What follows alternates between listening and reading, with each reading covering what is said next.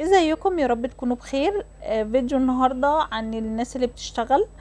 لما يكون مثلا مديرك قايل لك ما تغيبش، او انا محتاجك الفتره اللي جايه، وانت مثلا هو متعود ان انت بتغيب، مثلا بتاخد لك كل اسبوع يوم، كل اسبوعين يوم او حاجه. حاول ان انت برضو تقلل، مش ان انت بقى ايه، لا هو شايفني ايه ده، انا بتعب وبشقى في الشغل وانا لازم اغيب وهغيب بقى، ده هو انا ماليش دعوه بكلامه وانا هغيب.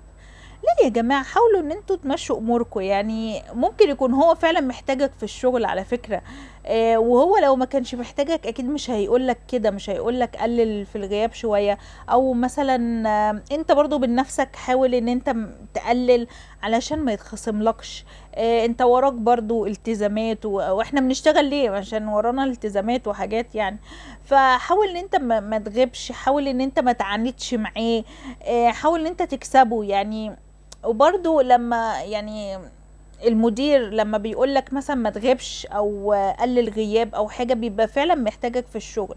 وممكن يكون في حاجات لما انت بتغيب بتقف عليك، فبلاش ان انت تغيب وقلل من الغياب. الحاجات دي على فكرة بتفرق جدا لما انت بتراعيه وبتراعي خاطره، ان هو سمعت كلامه لما قالك ما تغيبش او قلل غياب او كده.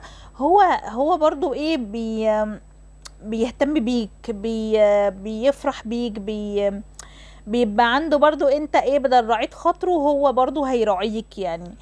معنويا ماديا اي حاجة مش مشكلة، بس هو برضو هيبقى يعني ده شالهالي ان هو ان انا قلت له مثلا ما تغيبش عشان انا بحتاجك، او قلل الغياب شويه او حاجه. اكيد بيبقى محتاجك انت، لو مش فارق معاه ممكن عادي يسيبك تغيب عادي ويخصم لك ويعمل لك. وفي مديرين كده ممكن ما تتكلمش معاك، تفضل تخصم وتعمل وكل حاجه من بره بره، ولا انت كأنك موجود في الحياه اصلا. بس هو بدل قالك يبقى هو كويس برضو يعني. انت حاول برضو ان انت تبقى معاه وما تغيبش كتير، يعني تنازل شوية. يعني الناس اللي هي بتبقى متعودة ان هي تغيب كل اسبوع او كل اسبوعين او حاجة، بيبقى موضوع اللي هو ما يغيبش ده بيبقى صعب معاه شوية. بس هو بالتعود هتقدر ان انت تمسك نفسك شوية، واحدة واحدة. وبعدين الغياب برضو مش حلو. يعني هو حلو ان انت بتريح جسمك واعصابك وكل حاجة، بس ايه، انت بتروح يعني تحس ان في حاجات كده متغيرة، حصلت احداث، حصلت حاجات.